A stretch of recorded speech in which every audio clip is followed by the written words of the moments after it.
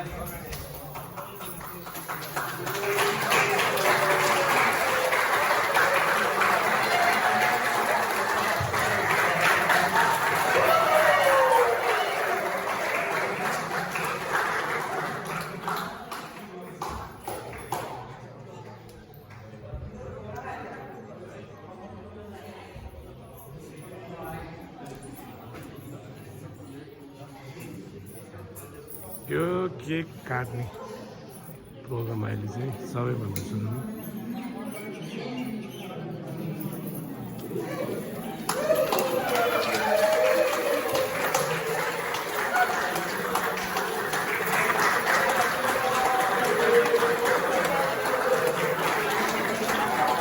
बिदाई है इलाबेलले यति बेला बिदाई गरेको फेयरवेल कल्चरल प्रोग्राम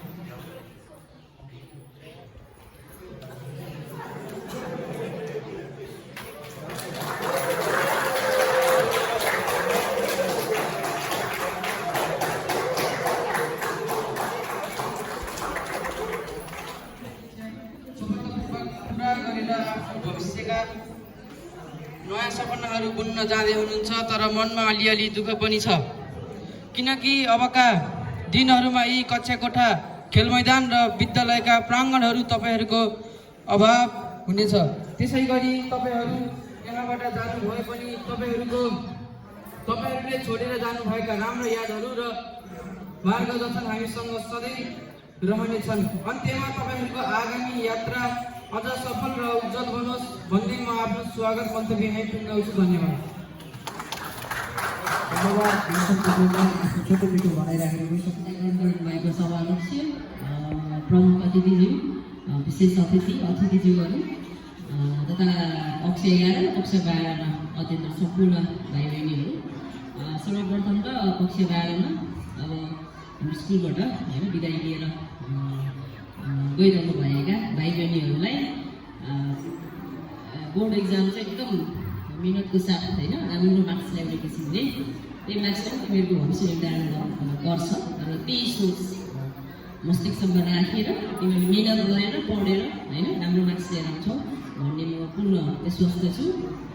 आगामी दिनहरू र तिम्रो भविष्य एकदमै राम्रो होस् है त्यसको लागि एकदम अग्रिम शुभकामना दिन चाहन्छु। र कक्षा 11मा अध्ययनरत भाइ बहिनीहरूले पनि नेक्स्ट इयर अब 12 फेस गर्नै हुन्छ होइन। अब 11 चाहिँ जसरी गयो 12मा गएर मिहिनेत गरेर पढ्नुपर्छ स्कुलिङ लेभलको लास्ट हाम्रो लेभल हो भन्ने कन्सेप्टलाई ध्यानमा लिएर अगाडि बढ्नुहुनेछ भन्ने मेरो पूर्ण आशा छ। र यो गएको 2 वर्ष भनौँ न होइन कक्षा 12मा स्पेसली कक्षा 12मा पढ्ने भाइ बहिनीहरूले गएको 2 वर्ष हामी स्कुलमा बिताउनु भयो होइन। अब त्यो समयमा अब त्यो विषयमा हाम्रो पक्षबाट व्यक्तिगत तर्फबाट अथवा प्रशासनिक हिसाबले जे जस्तो गर्नु पर्यो होइन कतिपय कुरा राम्रो भयो होला कतिपय कुरा नराम्रो भयो होला ती सबै कुराहरूलाई चाहिँ एउटा यो के भन्छ यो शैक्षणिक गतिविधि हो अथवा गर्नुपर्ने एउटा दायित्व हो कर्तव्य हो भन्ने कुरा सोचेर त्यहाँलाई चाहिँ मनन गर्नुहुनेछ भन्दै कक्षा 11लाई कार्यक्रम सञ्चालन गरिदिनु भयो एकदमै राम्रो छ भविष्य सफल होस् शुभकामना दिँदै मेरो विचार सबै गर्न चाहन्छु। धन्यवाद। अब चाहिँ इलाबेलले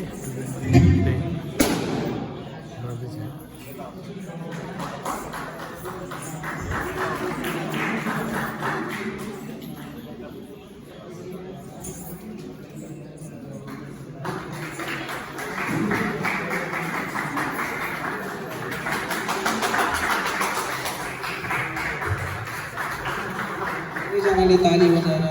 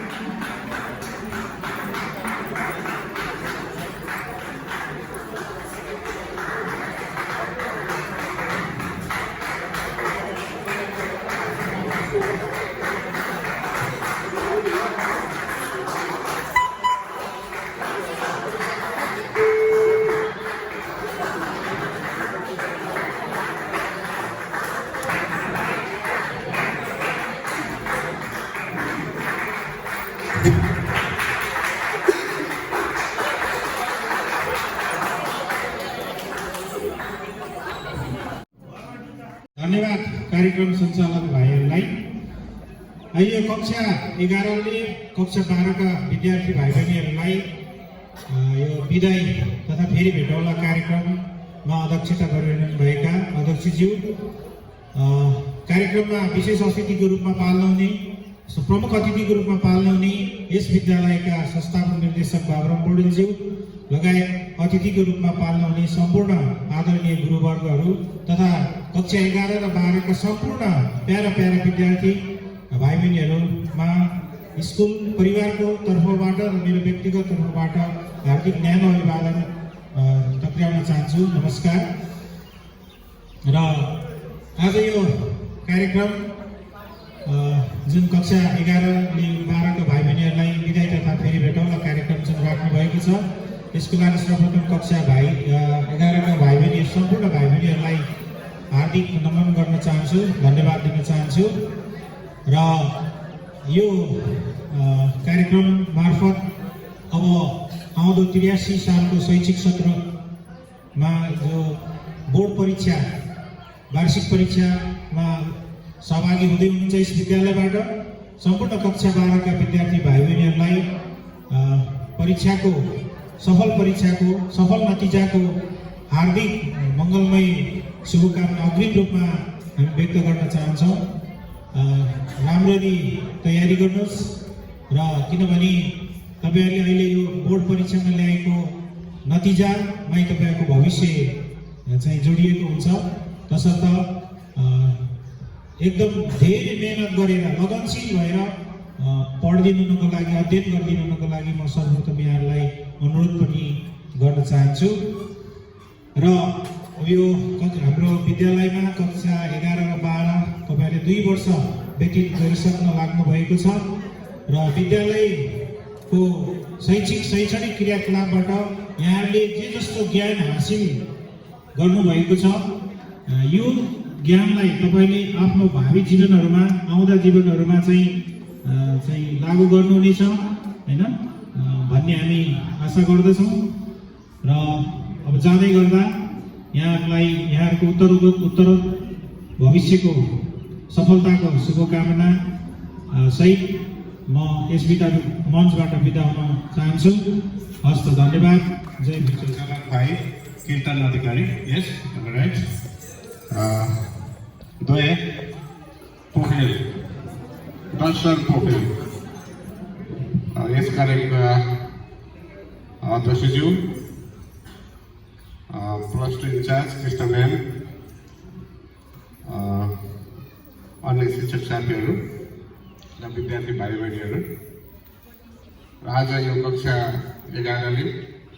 कक्षा 12लाई यो फेरि भेटौँला तथा विदाई कार्यक्रम जुन राखेर यो कसैको पनि शिकायत नभइकन आफ्नो विद्यार्थी भाइ बहिनीले यतिको कार्यक्रम गरेकोमा आफ्नो एउटा प्रस्तुत जुन यहाँहरूले सक्रियको क्षमता हो जुन प्रस्तुत गर्नुभएको छ यहाँहरूलाई म धन्यवाद दिन चाहन्छु। र मैले हिजो यहीबाट होला मैले यहाँलाई भगाएको पनि होइन, ब्रेकभन्दा बाहेक अघि बेला प्र्याक्टिस गर्न पाइँदैन, ब्रेकमा अथवा घरमा प्र्याक्टिस गरेर पढ्न छोड्न पाइन्न भनेर यहीँबाट दौडाएको मलाई, यही हलबाट दौडाएको र बिना प्र्याक्टिस बिना समय पनि यतिको जुन यहाँहरूले जुन आफ्नो प्रस्तुति गर्नुभएको छ पहिलेलाई धन्यवाद दिन चाहन्छु। र जुन कार्यक्रम सञ्चालन गर्नुभयो आज हाम्रो धेरै वर्ष भयो हामीले +2 सञ्चालन नरहेको र आज जुन कार्यक्रम सञ्चालक जुन यहाँ भाइ सङ्कीर्तन र दर्शनजी र उहाँहरूले राम्रै कार्यक्रम सञ्चालन गर्नुभयो, यहाँलाई धन्यवाद दिन चाहन्छु। र त्यसभन्दा अगाडि जो कक्षा 12मा अध्ययन गर्ने भाइ बहिनीहरूले आफ्नो जीवनलाई कता लाने, जीवनको मोड कता जाने र जीवनलाई कस्तो बनाउने भन्ने कुरामा अहिले तपाईँहरू हुनुहुन्छ। र त्यस कारणले म के भन्न चाहन्छु भने हिजो जे भए आज पनि जे भयो अब भोलि आउने दिनदेखि आफ्नो इक्जामसम्म आफूलाई अत्यन्त लगनशील बनाएर अत्यन्त अनुशासित बनाएर र म कसरी यो कक्षा 12को इक्जामलाई एपियर गरेर त्यहाँबाट म राम्रो रिजल्ट ल्याउन सक्छु भन्दा बाहेक त्यो आत्मा, त्यो मनमा, त्यो मस्तिष्कमा अन्य कुरा नराखिकन आफूलाई एउटा समृद्ध नेपाली, समृद्ध विद्यार्थी, समृद्ध फल्नाको छोरो, फल्नाको छोरी भनेर चिनाउनको लागि आफूलाई चाहिँ त्यो मार्गमा लैजानको लागि यो सबै भरपूर दिमाग चाहिँ त्यो क्षेत्रमा लगाउनको लागि आज कक्षा 12का भाइ बहिनीहरूलाई अनुरोध गर्न चाहन्छु। किनभने तिमी हाम्रो जिन्दगी, हाम्रो जीवन शैलीलाई कसरी अगाडि बढाउने, जीवन कसरी समृद्ध बनाउने र आफू कसरी बाँच्ने भन्ने कुरा 12को रिजल्टले तिनीहरूलाई निर्कल गरेको हुन्छ। त्यसैले हामी यो 10 कक्षाको सीको रिजल्ट देखाएर हामी कोही पनि केही हुन सक्दैनौँ। तसर्थ स्पेसली कक्षा 12का भाइ बहिनीहरूलाई अब भोलि त शनिबार भइहाल्यो, आइतबारदेखि हामीले टाइम पनि लन्च गरेका छौँ, हामी पनि मेहनत गर्छौँ। तपाईँहरू आफूहरू पनि अत्यन्त मेहनतका साथ कहीँ कतै भुलभुलाउ गर्न लागिकन कहीँ कतै केही नगरिकन आफूलाई उत्कृष्ट रिजल्ट ल्याएर आफ्नो छरछिमेक इष्टमित्र बाबुआमालाई चाहिँ नतिजा योग्य बनाएर योग्य विद्यार्थीको रूपमा उभ्याउनको लागि अनुरोध गर्न चाहन्छु। र जो कक्षा 11का भाइ बहिनीहरू आफ्नो अध्ययन अध्यापनको लागि यस विद्यालयमा आउनु भएको छ र अब तपाईँहरूले पनि जसरी पढ्नु भएको छ अहिले त्यसले पुग्दैन, जसरी आफूलाई प्रेरित गर्नु भएको छ त्यसरी यो कुराले पुग्दैन तपाईँहरूलाई। त्यसको कुराले तपाईँहरूले पनि आफूलाई सम्झेर मैले केही गर्छु त्यसको लागि म केही हुनुपर्छ, म केही बनेर म यहाँ केही काम गर्नुपर्छ भन्ने किसिम सोचका साथ कक्षा 11का भाइ बहिनीहरूले पनि आफूलाई चाहिँ परिष्कृत गरेर आफूलाई परिवर्तन गरेर आफ्नो जीवनलाई उत्सर्गमा पुर्याउनको लागि कतातिर जाँदा ठिक हुन्छ भन्ने किसिमले आफूलाई सोचेर त्यो ठाउँमा लगनशील अनुशासन भएर आफूलाई अगाडि बढाउनलाई पनि अनुरोध गर्न चाहन्छु। र सबै कुरा भइसकेको छ, कुरा आइसकेको छ। सबै विद्यार्थी जो 12-11का भाइ बहिनीहरूको उज्जवल भविष्यको कामना गर्दछु। र हामी यहाँ रहँदा बस्दा मैले कहिल्यै पनि विद्यार्थी भाइ बहिनीलाई नराम्रो होस् भनेर कहिल्यै पनि गाली गरे पिटे, त्यो मैले गरेको गाली, मैले पिठेको कुरा र अन्य जुन कुरा तिमीहरूको लागि मैले चाहिँ उपदेश ठाने पनि, त्यसलाई सन्देश ठाने पनि, त्यसलाई पोजिटिभ लिए पनि नेगेटिभ लिए पनि तिमीहरूकै भविष्यको लागि गरेका कुरा हो। त्यसैले यसलाई जहाँ भनियो, जस्तो ठाउँमा भनियो, जति बेला भनियो त्यही बेलालाई त्यो शब्दलाई राखेर यी जति तिमीहरूको आफ्नो भविष्य स्वच्छन्द गर्नको लागि, अगाडि बढाउनको लागि, तिमीलाई सुधार्नको लागि भनिएका कुरा र गरिएका कुरा विद्यालयबाट कुनै पनि सेक्टरबाट कपाल काटिएला, कपाल काटेर आइरहेछ, कपाल चुल्टो समातेर चाहिँ जहाँ भने यावत कुरा सबै तिमीहरूकै भविष्यको लागि हामीले गरिएका कुरा हो। त्यसलाई त्यही थाती राखेर विद्यालयको विद्यालयप्रति हेर्ने दृष्टिकोण र आफ्नो भविष्यप्रति आफूलाई बनाउने दृष्टिकोण अगाडि बढाउनको लागि सबै विद्यार्थीहरूलाई चाहिँ यो फिक्स स्टार आवासीय माविको तर्फबाट र मेरो व्यक्तिगत तर्फबाट सबैलाई उत्तरोत्तर प्रगतिको कामना गर्दै र सबै शिक्षक साथीहरूले जुन अध्यापन गराइरहनु भएको छ उहाँहरूले विषयगत रूपमा आफ्नो जिम्मेवारी लिएर अध्यापन गराइरहनु भएको छ। अबको बोर्डलाई अब धेरै दिन छैन, 1 महिना हामी त्यो बोर्ड परीक्षामा हामी छौँ। त्यसकारण त्यो दिनसम्म पनि केही गर्न सकिन्छ भने शिक्षक साथीहरूले पनि त्यो आफ्नो विषयगत रूपमा विद्यार्थी भाइ बहिनीहरूलाई चाहिँ उद्धित गरेर अझै चाहिँ उत्सुकता जाहेर गरेर उत्सुकता जगाएर आफ्नो विषयमा चाहिँ बढी से बढी अङ्क ल्याउनको लागि प्रेरणा दिनुहुनेछ भन्ने आदरणीय गुरुवरलाई पनि अनुरोध गर्दै र विद्यार्थी भाइ बहिनीहरूलाई लगनशीलका साथ आफ्नो अध्यापकलाई अगाडि बढाउन अनुरोध गर्दै र यहाँ भाइ बहिनीहरूको भविष्य उज्जवल भविष्यको कामना गर्दै र आजको कार्यक्रम अध्यक्षले भने अनुसार मैले भन्दिनँ सरले र भनिदिनुहोस् भनेको हुनाले आजको कार्यक्रम पनि यहीँ अन्त्य भएको घोषणा गर्दै जुन कक्षा 11ले कक्षा 12का भाइ बहिनीहरूलाई जुन एउटा प्रसाद स्वरूप के व्यवस्था गरिएको छ त्यो व्यवस्था गरिएको चिज खाएर आफूलाई सुतेर बनाएर इन टाइमली विद्यालयकै बसमा दायाँ बायाँ नगरिकन विद्यालयकै बसमा जाने तर्खर गरेर जो विद्यालयको बस प्रयोग गर्नुहुन्छ बसमा जानुपर्ने विद्यार्थी भाइ बहिनीहरू हुन्छ त्यो बस प्रयोग गरेर बसमा जान हुनको लागि र त्यहाँ कोही शिक्षक न कृष्ण म्यामले न प्रिन्सिपल सरले न बाबुराम सरले न अरू कुनै पनि शिक्षकले तिमी किन नगएको किन बसेको भनेर भन्न नपरोस्। किनकि अब हाम्रो सबै कुराले गर्दा भोलि एकछिन ढिला भयो भने पनि आमाले बुवाले सर छोरी आएन नि त सर छोरा आएन नि त कार्यक्रम थियो स्कुलमा भनेर फोन आउने तिमीहरू आफ्नो कतै केही छैन तर सिधा घर जाने साथीभाइको बोलाउनुमा एकछिन बसौँ न गफारौँ न भन्ने बोलाउनुमा कहीँ पनि नभुलिकन आफूलाई सिधै घर जानको लागि म अनुरोध गर्दै आजको कार्यक्रम यहीँ अन्त्य भएको घोषणा गर्दै बिदा हुन्छ। हस्त धन्यवाद। जय फिल्म स्टार।